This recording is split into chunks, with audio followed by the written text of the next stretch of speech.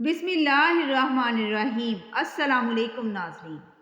دریائے فرات کا خشک ہونا کیا قیامت کی نشانیوں میں سے ایک نشانی ہے؟ جاننے کے لیے ویڈیو کو اینڈ تک ضرور دیکھیے گا۔ ناظرین، حالیہ خبروں کے مطابق دریائے فرات کا پانی پچھلے 2 برسوں کی نسبت کافی حد تک کم ہو رہا ہے، جو کہ اس بات کی طرف اشارہ کر رہا ہے کہ آہستہ آہستہ یہ دریا خشکی کی طرف جا رہا ہے، جو کہ قیامت کی نشانیوں میں سے ایک بہت بڑی نشانی ہے۔ بتایا جاتا ہے کہ دریائے فرات کا خشک ہونا ہی جنگ ہرمجدین یعنی دنیا کی آخری جنگ مانا جاتا ہے۔ یہ وہ جنگ ہے جس کے نافذ ہونے کا وعدہ صادق الامین حضرت محمد مصطفیٰ صلی اللہ علیہ وآلہ وسلم نے کیا تھا، جسے ہر صورت میں پورا ہونا ہے۔ اس سلسلے میں صحیح بخاری کی ایک حدیث میں حضرت ابو ہریرہ رضی اللہ تعالی عنہ سے روایت ہے کہ آپ صلی اللہ علیہ وآلہ وسلم نے فرمایا کہ قیامت اس وقت تک برپا نہیں ہوگی جب تک دریائے فرات سے سونے کا پہاڑ نہ نکل آئے۔ سونے کے اس پہاڑ سے زبردست لڑائی ہوگی۔ اس لڑائی میں 100 میں سے 99 لوگ مارے جائیں گے، اور ان میں سے ہر ایک شخص یہ سوچے گا کہ لڑائی میں بچ جاؤں گا اور تمام مال حاصل کر لوں گا۔ ناظرین، ایک اور روایت کے مطابق ایک دن دریائے فرات بالکل خشک ہو کر سونے کے ذخائر ظاہر کرے گا، لیکن جو شخص بھی اس وقت وہاں پہ موجود ہوا اسے چاہیے کہ اس میں سے کچھ نہ لے۔ دراصل اس اہم ترین حدیث مبارکہ میں اس بات کی پیشن گوئی کی گئی ہے کہ دریائے فرات خشک ہو کر ایمان والوں کے لیے شدید ترین آزمائش کا سبب بنے گا۔ وہ لوگ جو دنیا کے مال و زر کی ہوس میں مبتلا ہو چکے ہوں گے یا بے دین ہو چکے ہوں گے، ان کے لیے بھی یہ خزانہ آزمائش کا سبب بنے گا۔ ہر شخص اسے حاصل کرنا چاہے گا اور اس کی خاطر قتل و غارت کرے گا، اور انہی لوگوں میں سے وہ لوگ بھی ہوں گے جو حدیث مبارکہ پر عمل کرتے ہوئے اس مال میں سے کچھ نہ لیں گے۔ اس پیشن گوئی کو سمجھنے سے پہلے دریائے فرات کی تاریخ اور اس کی اہمیت کو سمجھنا انتہائی ضروری ہے۔ فرات یعنی صاف پانی۔ یہ دریا ترکی سے شروع ہوتا ہے، پھر شام اور عراق سے ہوتا ہوا پرشین گلف تک جا پہنچتا ہے۔ واقعہ کربلا اسی دریائے فرات سے نکالی گئی ایک نہر کے کنارے پیش آیا تھا، جسے القمہ کہا جاتا ہے، جب حضرت امام حسین رضی اللہ تعالی عنہ اور آپ کے ساتھیوں پر اس دریا کا پانی بند کر کے سب کو مظلومانہ شہید کر دیا گیا تھا۔ اس لیے روایات میں اس دریا کی بہت ساری فضیلتیں بھی بیان ہوئی ہیں۔ اس دریا کی لمبائی 2900 کلومیٹر ترکی کے مشرقی حصے سے شروع ہو کر عراق اور شام سے گزرتا ہے۔ ناظرین، دریائے فرات اور دریائے دجلہ ایک دوسرے کے متوازی ہیں، اور یہ دونوں دریا پرشین گلف کے نزدیک ایک دوسرے سے ملتے ہیں۔ یہی دریا ایران اور عراق کا بارڈر بھی ہے۔ فرات اور دجلہ کی وجہ سے اس علاقے کی سرزمین زرخیز ہے۔ بعض روایات کے مطابق فرات ایک مقدس اور بافضیلت دریا ہے، جس کے اندر جنت کا پانی شامل ہے، جو 7ویں آسمان پر موجود ایک بہت بڑے درخت سدرۃ المنتہا کی جڑوں سے آتا ہے۔ یہ بات ثابت کرنا مشکل ہے کہ 7 آسمانوں پر موجود سدرۃ المنتہا سے یہ پانی کس طرح زمین پر پہنچ رہا ہے۔ یہ بات تو اللہ تبارک تعالیٰ ہی بہتر جانتے ہیں، لیکن شاید آنے والے وقتوں میں ہم اس کی سائنس بھی دریافت کریں۔ ناظرین، انٹرنیٹ پر فرات کے خشک ہونے کے دعوے موجود ہیں۔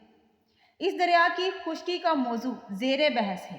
بعض لوگوں کا یہ بھی کہنا ہے کہ جس سونے کے پہاڑ کا ذکر کیا گیا تھا وہ ظاہر ہو چکا ہے، جبکہ کچھ لوگوں کا یہ ماننا ہے کہ اس دریا سے حاصل ہونے والے تیل سے جس قدر مال و زر بنایا جا رہا ہے اسے علامتی طور پر سونے کا پہاڑ کہا جا سکتا ہے، جبکہ بعض لوگوں کے نزدیک دریائے فرات کے خشک ہو جانے والے علاقوں میں سے ایک جگہ دریافت ہونے والے شہر کو ہی سونے کے پہاڑ سے تشبیہ دی جا سکتی ہے۔ جون 2022 میں یہ خبر آئی کہ ماحولیاتی تبدیلیوں کے 6 سال بعد دریائے دجلہ کے خشک ہو جانے کی وجہ سے ایسی بستی دریافت ہوئی جسے قریباً 3500 سال پرانا کہا جا سکتا ہے۔ ماہرین آثار قدیمہ کی ریسرچ کے مطابق دریائے دجلہ کے خشک ہونے کے بعد جو بستی دریافت ہوئی ہے یہ 1275 عیسوی سے لے کر 1475 عیسوی تک قائم کی گئی ہے۔ اندازہ لگایا جا سکتا ہے کہ یہ بستی شدید زلزلے سے تباہ ہوئی تھی۔ شہر بابل جو مکمل طور پر کھنڈرات میں تبدیل ہو چکا ہے۔ اسے عراق کا ایک ایسا شہر سمجھا جاتا ہے جسے دنیا کا پہلا میٹروپولیٹن شہر قرار دیا جا سکتا ہے۔ اسے میسوپوٹیمیا بھی کہتے ہیں۔ یہ شہر بغداد سے 100 کلومیٹر دور دریائے فرات کے کنارے واقع انسانی تاریخ کا ایک ایسا شہر ہے جس کی آبادی تقریباً 2 لاکھ کے قریب ہے، اور یہیں سے انسانی تہذیب کی ترقی کا آغاز ہوا تھا۔ 4000 قبل مسیح کی تاریخی روایات میں بھی اس شہر کا ذکر آیا ہے۔ توریت میں بیان کردہ روایات کے مطابق حضرت آدم علیہ السلام بابل عراق میں رہتے تھے، اور جب دونوں بھائیوں حابیل اور قابیل کا جھگڑا ہوا تو قابیل اپنے بھائی کا قتل کرنے کے بعد بابل کے پہاڑوں میں جا چھپا تھا۔ تب سے اس جگہ کو بابل کا نام دیا گیا ہے، جس کے معنی ہے جدائی۔ کچھ لوگوں کا کہنا یہ بھی ہے کہ دریائے فرات اور دجلہ کے خشک ہو جانے والے علاقوں سے دریافت ہونے والے کھنڈرات ہی ماہرین آثار قدیمہ کے لیے سونے کا پہاڑ ثابت ہو سکتے ہیں، لیکن اس بات کا حقیقت سے کوئی تعلق نہیں۔ بے شک ان کھنڈرات کی دریافت ایک اہم کھوج ہے، لیکن اس کا آپ صلی اللہ علیہ وآلہ وسلم کی پیشن گوئی مشتمل حدیث مبارکہ سے کوئی تعلق نہیں۔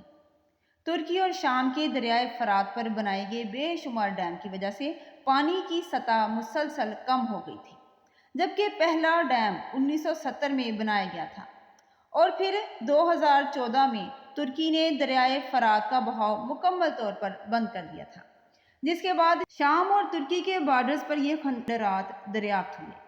بابل شہر اپنے پرانے زمانے میں بہت سے بادشاہوں کا مرکز تھا۔ لوگوں کو لگتا ہے کہ ان کھنڈرات کی کھدائی کے بعد یقیناً بہت بڑا خزانہ ہاتھ لگنے والا ہے۔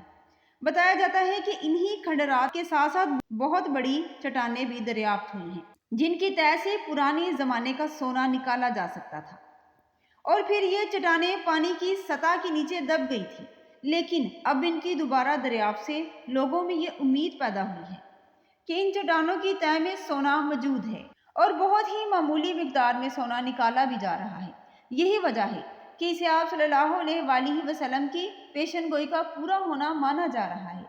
اس سلسلے میں کسی بھی علامتی دات یا مادی خزانوں کی تشبیہات کو سونے کے پہاڑ نہیں سمجھا جا سکتا، لہٰذا ان پہاڑوں کو ظاہر ہو کر ہی رہنا ہے، باقی وہ اللہ تبارک تعالیٰ کے حکم سے آج ظاہر ہوں، ابھی کل یا آنے والے کئی سالوں میں۔